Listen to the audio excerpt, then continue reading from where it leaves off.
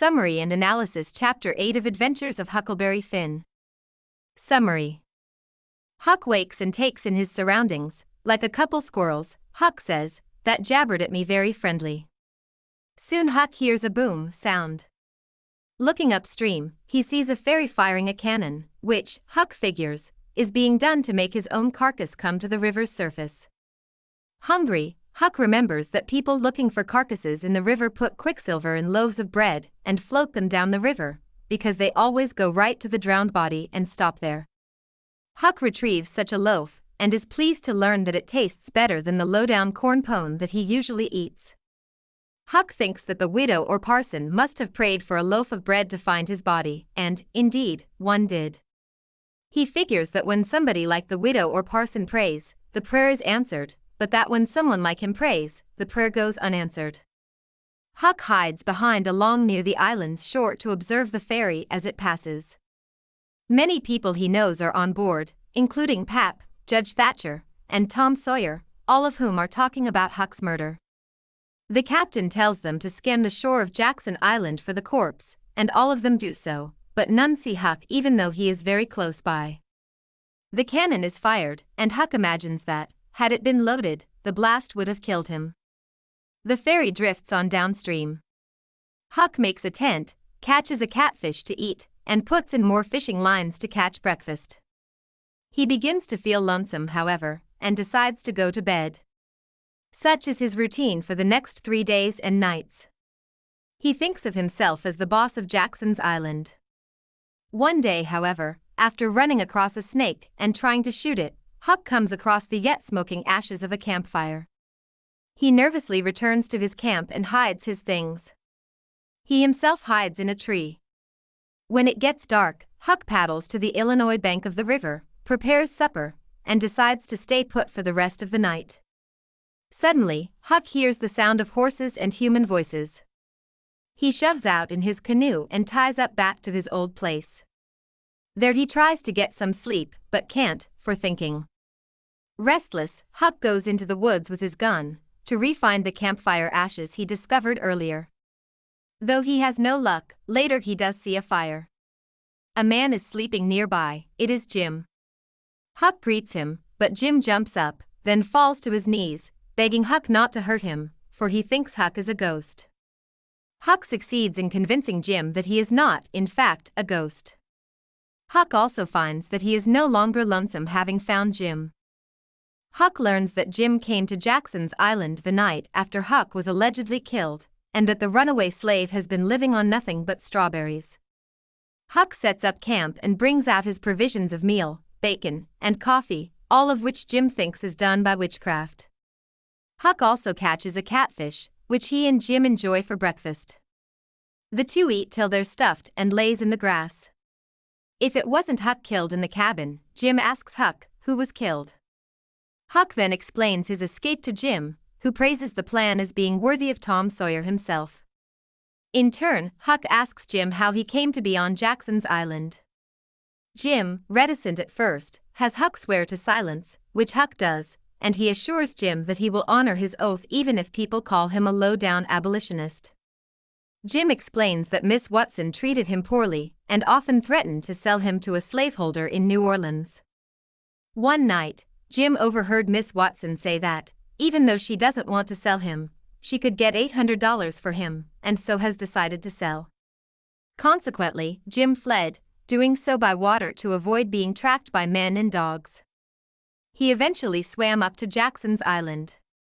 Some young birds fly by Jim and Huck.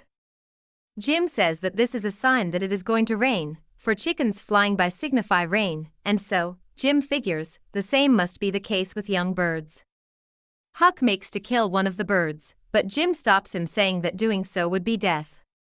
Jim explains that his father was once very sick, and one of Jim's relatives caught a bird, and Jim's grandma said his father would die, and his father did. Jim goes on to list things that bring bad luck, like counting what one is going to eat, and shaking a tablecloth after sundown. Huck asks if there are any good luck signs. Jim says there are very few, and that they're not very useful, because there's no reason to know if good luck is coming one's way. For example, Jim says, If you have hairy arms and a hairy chest, it's a sign that you will be rich.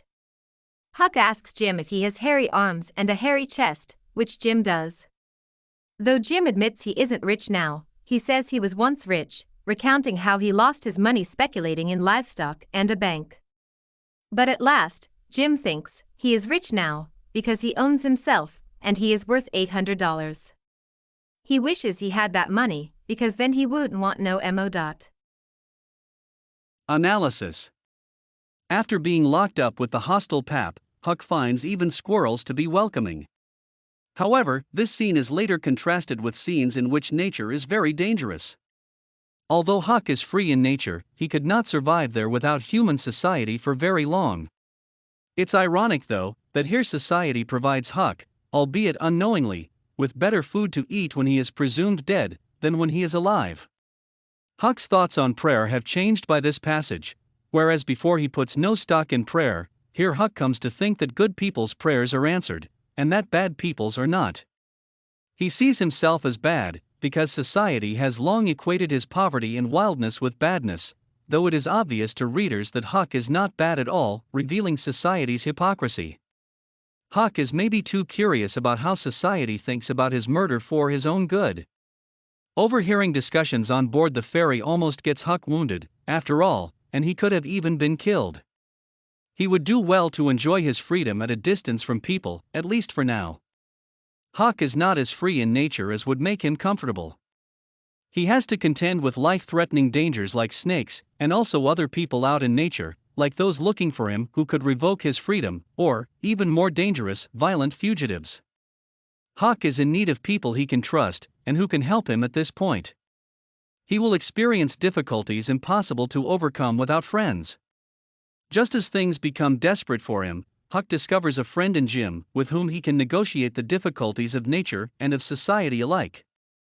With characteristic superstition, however, Jim, thinking that Huck was murdered, is afraid that Huck is a ghost. That Jim thinks that Huck summons creature comforts by witchcraft speaks to how poorly Jim has been faring, because the target of racial oppression, Jim can't eat as well as Huck, and so can't fathom doing so without magic being the cause. Together, Huck and Jim can live in relative peace. While it is good of Huck to swear to keep Jim's secret, it is ironic that he thinks of being called an abolitionist a bad thing. Abolitionists fight for the freedom of the oppressed, which, the novel holds, is better than fighting to oppress. Though Huck doesn't understand that now, he will later in the novel. This section of the novel also reveals some of the cruelties of slavery as an institution. Miss Watson, who claims to be a Christian, values money more than she does a human who, in Christian belief, has an immortal and infinitely valuable soul. Jim is also treated cruelly and hunted like an animal. In the wild, Huck and Jim need to do whatever they can to survive, but superstitions sometimes get in the way of common-sense survivalist actions, like Jim's superstition about birds. Huck and Jim could eat the birds, but because of an irrational, impractical superstition, they refrain from doing so. Jim's list of superstitions reveals how arbitrary superstitions are. Here Jim reveals that underlying his superstition is an expectation that bad luck is always around the corner, which is well-founded considering that Jim is socioeconomically and racially oppressed. He expects bad things because he is often afflicted with bad things.